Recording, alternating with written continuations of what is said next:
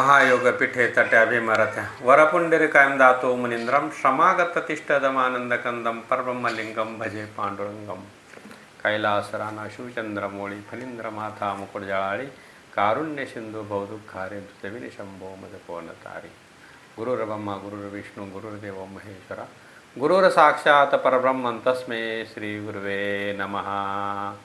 गोपाला गोपाला देवकीनंदन गोपाला गोपाला गोपाला देवकीनंदन गोपाला गोपाला गोपाला देवकीनंदन गोपाला। राष्ट्रसंत गाडगेबाबा यांच्या पुण्यतिथीनिमित्त आपण त्यांच्या थोडंसं संक्षिप्त चरित्र पाहणार आहोत। महान असे विभूती संत गाडगेबाबा यांचा जन्म 23 फेब्रुवारी 1876 साली अमरावती येथे झाला आणि संत गाडगेबाबा हे राष्ट्रसंत व ग्राम स्वच्छता अभियान या ग्राम स्वच्छता अभियानाचे आधुनिक काळातील जनक असे होते। त्यांनी ह्या महाराष्ट्राला दिलेली खूप मोठी देणगी म्हणजे ग्राम स्वच्छता अभियान, अंधश्रद्धा निर्मूलन, मुलांसाठी शाळा, तीर्थयात्रेकरूसाठी धर्मशाळा, आरोग्य दवाखाने आणि असे महान कार्य त्यांनी त्यांच्या आयुष्यामध्ये केले।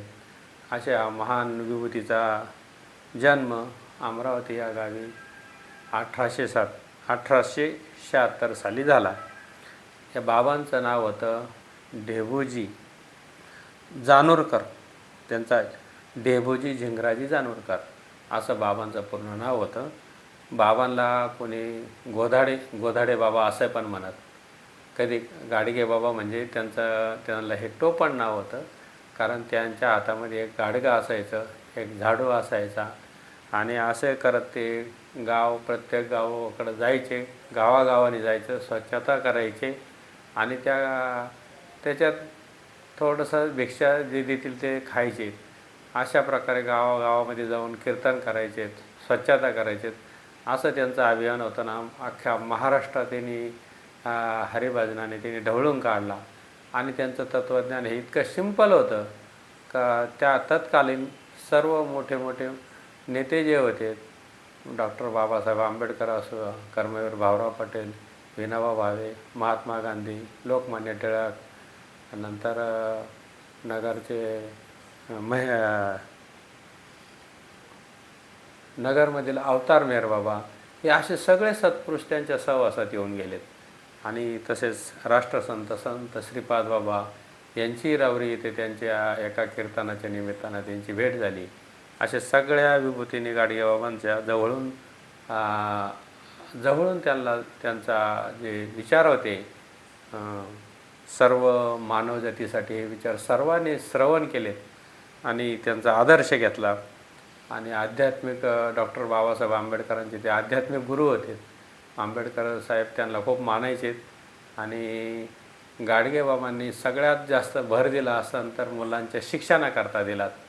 ते सहज सांगायचे, एक वेळ खायला जर ताट विका, जेवणाचं ताट विका, हातात भाकरी घ्या, परंतु मुलांना शिक्षण द्या। म्हणजे त्या काळामध्ये शिक्षण देणं हे खूप गरजेचं होतं, कारण शिक्षणाचा एवढा प्रसार झालेला नव्हता। आणि कर्मवीर भाऊराव पाटलांनी रयत शिक्षण संस्था ही चालू केली होती आणि त्या रयत शिक्षण संस्था चालू केली असताना तत्कालीन मुख्यमंत्री बाळासाहेब खेर यांनी काही कारणास्तव त्या रयत शिक्षण संस्थेला जो मिळणारा निधी हा बंद केला होता। तर तेव्हा गाडगेबाबांनी त्यांची भेट घेऊन तो निधी का तुम्ही देत नाही असं खडसावून विचारलं आणि तो बंद केलेला निधी त्यांनी परत चालू केला। अशा प्रकारे गाडगेबाबांचं जे धोरण होतं, त्यांना ह्या सध्याच्या काळामध्ये असलेले संकट सर्व माहीत होते आणि त्या तत्कालीन काळामध्ये 1900च्या सुरुवातीला म्हणजे गाडगेबाबांचं जे कार्य आहे ते गाडगेबाबांचं 1956पर्यंत त्यांनी कार्य केलं। तर त्या दरम्यान खूप अंधश्रद्धा फोफावलेली होती। देवदेव म्हणून शेंद्री देव पूजणारे, तीर्थयात्रेला देव मानणारे, मूर्तीला देव पूजणारे, मूर्तीपूजक आणि भटा आणि खूप कर्मकांडामध्ये खूप व्यस्त लोक होते आणि हे करणारे, कोंबड्या बकरं खाणारे, मारणारे यांची संख्या खूप होती, कारण इतका अंधश्रद्धा माजलेली होती. आणि तत्कालीन समाजाला चांगल्या रस्त्यावर आणणं, मार्गदर्शन करण्यासाठी गाडगेबाबांचं महान कार्य हे इतिहासामध्ये आणि संप्रदायामध्ये याची ओळख आहे. कारण गाडगेबाबांनी त्या काळामध्ये शिक्षण नसलेले लोक, अंधश्रद्धेनं भरभटलेले हे सर्व समाजाला त्यांनी बाहेर काढलं आणि गावोगावी ती फिरलेत. आणि त्यांचा उपदेशही खूप सिंपल होता. आणि ते सांगायचे, देवळामध्ये कशाला जातात, मूर्तीपूजा कशासाठी करतात, देवळामध्ये देव नाही, देवळामध्ये फक्त पुजाराचं पोट राहतं, देवळात देव नसतो. अशी सिंपल भाषा गाडगेबाबा वापरायचे. आणि हेंद्री शेंद्री देवताला ते पूजू देत नव्हते. ते देवाच्या पुढं कोंबड्या बकरा मारणाऱ्याला म्हणायचे, अरे याच्यामध्ये तुमचा एखादा मुलगा असला तर चालेल का, त्याला त्याची हत्या झाल्यावर कसा त्रास होईल, आणि तुम्ही कोंबड्या बकऱ्यांची खुशाल हत्या करतात आणि त्याला मारून खातात, असा कसला तुमचा देव, तो कोंबड्या बकऱ्यांचा जीव घेतो, ह्या देवाला काही दयामाया आहे का नाही, असा देव असतो का, देव हा माणसात असतो, जिवंत देव हा माणसामध्ये असतो, या मेलेल्या देवाची पूजा करू नका. मग ते मूर्तीपूजा आणि ह्याच्यावरती प्रखंड प्रहार केला.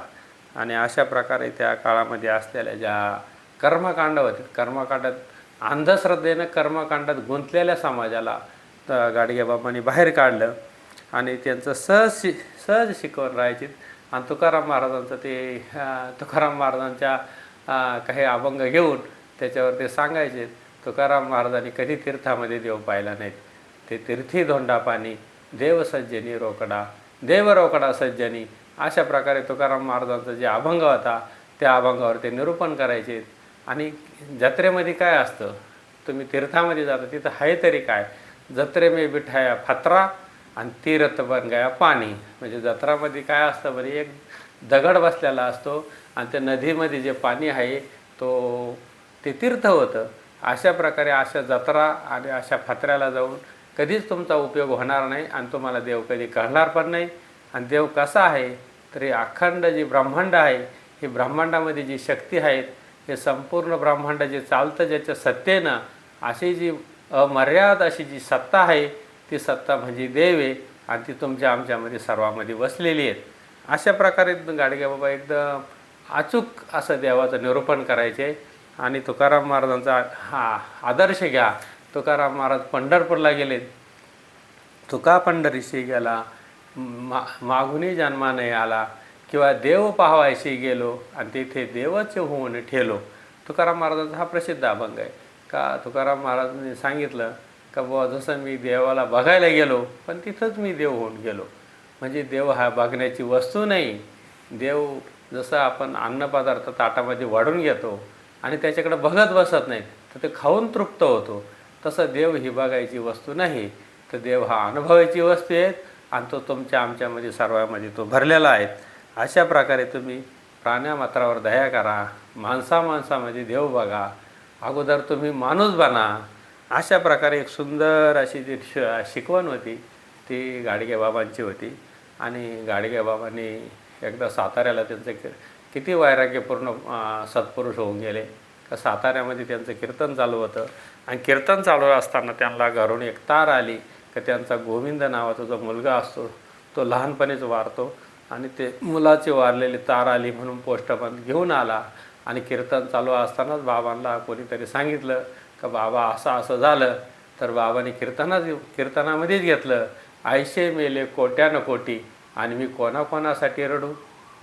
तो गाडगे बाबा म्हणले का असं कोट्यान कोटी मग असे मेले आतापर्यंत या सृष्टीचे उत्पन्न झाल्यापासून आणि पुढेही मरतील म्हणे. आणि असे एवढं प्रत्येकजण एवढे जर मारणारे जगणारे जन्माला घेणारे आहेत तर मग मी नेमकं रडू तरी कोणाकोणासाठी, असं म्हणून त्यांनी त्यांचं कीर्तन तसंच चालू ठेवलं.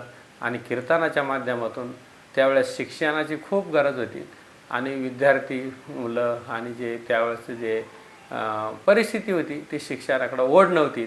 आणि कर्मवीर भाऊराव पाटलांना शिक्षणासाठी आणि शाळा उघडण्यासाठी पैशाची गरज होती. त्यांनी ओळखलं आणि कीर्तनाच्या माध्यमातून त्यांनी पैसा गोळा केला. आणि एकदा काहीतरी अशीच 1 लाख रुपये रक्कम जमा झाली आणि ते भाऊराव पाटलांना द्यायला घेऊन गेले. पुण्यामध्ये त्यांची भेट झाली आणि त्यांनी भाऊराव पाटलांना विनंती केली का मग आमच्या या कीर्तन प्रवचनाच्या मार्फत 1,00,000 रुपये जमा झाले, पण आम्हाला माफ करा का आम्ही तुम्हाला पैसे देण्यास आमच्याकडून उशीर झाला. म्हणजे एवढं औदार्य त्यांच्याकडं होतं का त्यांनी एवढी देणगी दिली आणि वरून त्यांना ते म्हणले का आम्हाला माफ करा, उशीर झाला आमच्याकडून, ह्या कार्यासाठी आम्ही लवकर झटायला पाहिजे होतं.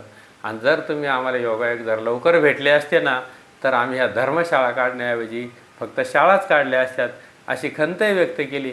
म्हणजे गाडगे बाबा किती आधुनिक विचाराचे होते यावरून कळतं. एकदा पंढरपूरला गाडगे बाबा स्वच्छता करीत असत. गाडगे बाबा कधीच मंदिरात गेले नाही, कोणत्याच मंदिरात गेले नाही. पंढरपूरच्या मंदिरातही गाडगे बाबा कधी गेले नाहीत. त्यांना मंदिरामधला देव आवडतच नव्हता. ते लोक प्रत्येक माणसामध्ये देव बघत होते.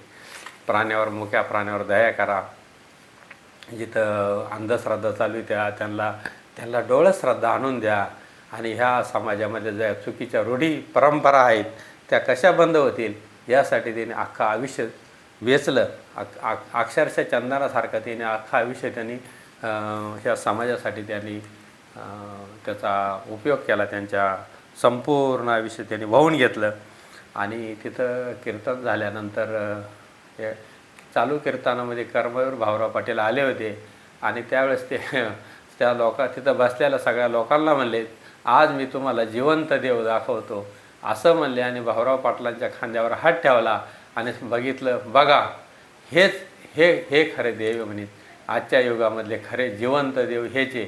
म्हणजे त्यांनी कर्माला खूप प्राधान्य दिलं आणि आपल्यासमोर असलेलं जे आपल्या वाट्याला जे कर्म येतं, आपण जिथं काम करतो, आपण व्यवसायानं जे करत असाल तर ते आपल्या वाट्याला ईश्वराने दिलेली एक सेवा आहे. आणि अशा पद्धतीनं आपण ती ईश्वराची सेवा म्हणून ती जर केली तर ती ईश्वराला रुजू होते. त्याच्यासाठी ईश्वराची वेगळी सेवा करण्याची गरज नाही. मोठ्या अंतःकरणाने, प्रेमाने आपण हे ईश्वराची सेवा करतो. प्रत्येक कर्म करतो, आपल्या हातानं कर्म करू द्यात, आपण डोळ्यानं कर्म करू द्यात, आपण बोलू द्यात, पाहू द्यात, खाऊ द्यात, जे कराल ते तुम्ही ईश्वराची सेवा आहे असं समजून आणि त्या कर्माला त्यांनी प्राधान्य दिलं. आणि भाऊराव पाटलांना त्यांनी त्यांच्याबद्दल असे चांगले उद्गार काढलेत आणि माणसामध्ये देव कसा आहे असं त्यांनी दाखवून दिलं. हे गाडगे बाबांनी कोणत्या शाळेत शिक्षण घेतलं नाही, पण त्याला जन्मताच असं एवढं मोठं वैराग्य आणि एवढं मोठ्या ज्ञानाची साधना त्यांच्याकडे होती. आणि खऱ्या अर्थानं सत्पुरुष होते. आणि त्यांची एक सर्वसाधारण त्यांचं जे सांगणं होतं ते सगळं तुकाराम महाराजांच्या अभंगवाणीच्या नुसारच होतात. म्हणजे ते कर्मवीर भाऊरावांना तर सहज म्हणायचे, तुम्ही आधुनिक तुकाराम आहात, कारण तुमची खूप समाजाला गरज आहे माझ्यापेक्षा आहे असं म्हणायचं. कारण शिक्षण घेतल्याशिवाय ह्या आपल्या समाजाची उन्नती होणार नाहीत. आणि शिक्षण नाही घेतलं तर हे असंच अंधश्रद्धेमध्ये आपला समाज लयाच जाईल. हे त्यांनी त्यावेळेसच ती काळाची पावलं ओळखली होती. आणि ते ह्याच तुकाराम महाराजाच्या एका अभंगाप्रमाणे ते जगले आणि जगून दाखवलं आणि दुसऱ्याला जगण्यास भाग पाडलं. जे का रंजले गांजले त्याशी म्हणे जे आपुले, तेथेच तोच साधू जाणावा, तोच साधू ओळखावा आणि देव तेथेच जाणावा. म्हणजे हे एक त्यांचं प्रमाण त्यांच्या कीर्तनातून कायम असायचं. आणि ते सहज एक माऊलीचं एक प्रमाण घ्यायचं का बाबा देव हा कुठं आहे, देव हा कसा असतो. आणि सहज आपल्या लोकांना विचारायचं, समोरच्या लोकांना सांगा, काल वाऱ्याचा मुक्काम कुठं साताऱ्याच्या स्टेशनला होता का, परवा काय कोल्हापूरला होता का. जसा वाऱ्याचा मुक्काम कुठंच नाही, पहा वायूची बिऱ्हाड कोठेच नाही. म्हणजे ते वायू वसावे सगळे ठाई, परितयाचे बिरड कोठेच नाही. म्हणजे वायू जसा सगळ्या ठिकाणी आहे, पण त्याचं काय एखाद्या ठिकाण आहे का त्याचं मुक्काम करायचं, तसं हा देव सर्वत्र आहे. त्याचं असं नाही का कुठं तिची जागा आहे एखाद्या ठिकाणी मुक्काम करायची. वायूसारखा हा देव सर्वत्र ओतप्रोत भरलेला आहे, नाही का. म्हणजे माऊलीचं जे प्रमाण आहेत, अव्यक्त निराकार नाही जशी आकार, जे थोरी चराचर हरिशी भजे, अशा प्रकारे ते सर्व संतांचं तत्त्वज्ञानाच्या बाबतीत एक मत आहे. परंतु ते एक मत आपलं होत नाही तोपर्यंत आपल्याला देव कळला नाही किंवा आपण त्या दिशेनं जात नाही असं म्हणावं लागेल. कारण संतांनी अख्खं आयुष्य याच्यासाठीच घातलं का देव ही काय एखादी व्यक्ती नाही, देव हा मूर्तीत बसलेला नाही, तर तर देव हा प्रत्येक जनमानसामध्ये आहे. प्रत्येकाच्या हृदयामध्ये आत्मारामाच्या रूपाने तो वास करतो आणि त्याची तो जर उन्नत केला, जर त्याला आपण प्रगट केला तर त्याच्याकडून सत्कार्य होतं, तो त्याच्याकडून ह्या जगासाठी उपयोग होतो आणि तो त्याचंही आयुष्य सुखी करतो आणि इतरांचंही सुखी करतो. अशा प्रकारे देवाची जी भूमिका आहे ती साधू संतांनी जी मांडली ती खूप सुंदर आहे आणि ती जर एकदा कळली तर आपण ह्याच जन्मामध्ये आपण कृत्य होतो आणि आपल्याला बघण्याची एक नित्य नवी दृष्टी भेटते की ज्या दृष्टीमुळं आपल्याला कसली भय, चिंता, लोभ, मोह, मद, ममता हे जे प्रकार हे आपल्यापुढं तुच्छ होऊन जातात आणि तेच आपल्याला शरण येतात. अशा प्रकारे देवाची ओळख करून देण्यासाठी अखंड साधू संतांनी प्रयत्न केला आणि ह्या प्रयत्नातूनच आपल्याला त्यांचं कुठंतरी उतराय झालं पाहिजेत. म्हणून आज या संत श्रेष्ठ गाडगेबाबांची जी पुण्यतिथी आहे त्याच्या निमित्तानं गाडगेबाबांचे जे मनोगत होतं, गाडगेबाबांनी जे येऊन ह्या भूतलावर येऊन एवढं मोठं महान कार्य केलं तर त्यांना कुठंतरी आपण उतराय राहिलं पाहिजे, त्यांच्याशी आपण कृतज्ञ असलो पाहिजे. याकरता आपण त्यांनी जे त्यांच्या कीर्तनातून जे त्यांच्या समोर असलेलं त्यावेळेचं असलेलं जे ध्येय होतं ते त्यांनी साध्य केलं. ते नेहमी सांगत असेल, देवळात जाऊ नका आणि मूर्तीपूजा, देवाचे जे चमत्कार करणारे त्यांच्या नादी लागू नका, अंधश्रद्धेला बळू पडू नका, सावकाराकडून कर्ज काढू नका आणि व्यवहाराचे कोणी त्यांचा अजून एक खूप प्रभाव होता की ते व्यसनाधीनाला खूप हे करत असे की तुम्ही व्यसनाच्या हारी जाऊ नका. तत्कालीन समाज खूप व्यसनाधीन होता, तर तोही त्यांनी बाहेर काढण्याचा खूप प्रयत्न केला आणि ज्या ठिकाणी असं पशुहिंसा व्हायची, मोठे जत्रामध्ये जिथं असं खूप बकरे, शेळ्या, मकरे कापले जायचे, अशा ठिकाणी गाडगेबाबांची एक महिना कीर्तन व्हायचं त्या गावात आणि संपूर्णपणे जी पशु हत्या होती ती पूर्णपणे गाडगेबाबांनी बंद केली. म्हणजे प्रत्येक मंदिराच्या पुढं ही पशु हत्या करून लोक जिभीचे चोचले पुरे करायचे आणि ते हत्या होत असताना त्याला किंवा येत नाही. जसं काय आपल्या एखादं मुलाचं जर हत्या होत असे तर माणसाचं मन जसं पिळवटून जातं तसं एखाद्या जीवाची हत्या होती आणि ते त्याचं मजा बघायचे.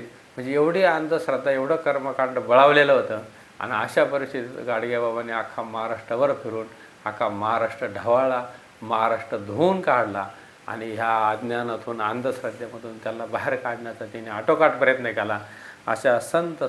अशा थोर पुरुषामध्ये, अशा थोर पुरुषांना जी त्यांची पुण्यतिथी तो हा दिवस म्हणजे 20 डिसेंबर 1956 रोजी. आणि गाडगेबाबा जेव्हा मुंबईला त्यांना आजारी होते आणि ते आजारी असल्यानंतर जेव्हा ते मुंबईला त्यांना नेलं दवाखान्यात तर तेव्हा डॉक्टर बाबासाहेब आंबेडकरांना कळलं का गाडगेबाबा आजारी आहेत. म्हणून आंबेडकर साहेब दिल्लीला जाणार होते, परंतु त्यांनी तिकडं न जाता गाडगेबाबांना भेटायला आलेत. येताना त्यांना 2 घोंगड्या घेऊन आलेत आणि गाडगेबाबांना भेटले आणि भेटल्यानंतर गाडगेबाबा त्यांना म्हणले, अहो साहेब, तुम्ही इकडं कसे आलेत? तुमचा एक मिनिट देशासाठी महत्त्वाचा आहे आणि तुम्ही माझ्यासारख्या साधारण माणसाला भेटायला कसे आले?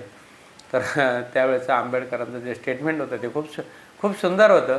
तर माझं काय माझी खुर्ची आज आहे तर उद्या नाही म्हणला. माझ्या खुर्चीला काहीच महत्त्व नाही, परंतु तुमच्यासारख्या सत्पुरुषाची ह्या जगाला खूप महत्त्व आहे. तुमचा उपदेश हा खूप महत्त्वाचा आहे आणि तो चिरकाळ टिकणार आहे.